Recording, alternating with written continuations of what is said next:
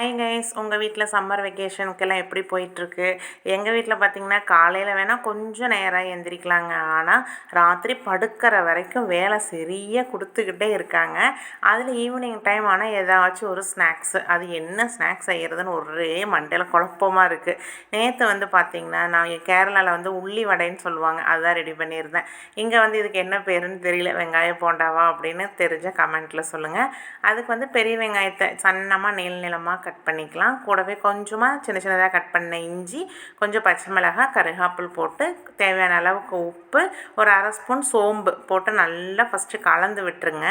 அப்புறம் ஒரு 10 நிமிஷத்துக்கு அப்புறம் 3 ஸ்பூன் கடலை மாவு, 3 ஸ்பூன் மைதா மாவு இதையும் போட்டு நல்லா கலந்துக்குங்க. முக்கியமாக தண்ணி தேவைப்படாது. அப்படி தேவைப்பட்டுச்சுன்னா சும்மா ஒரே ஒரு ஸ்பூன் அது மட்டும் ஊற்றுங்க, ரொம்ப ஊற்றிடாதீங்க, குழன்னு போகக்கூடாது.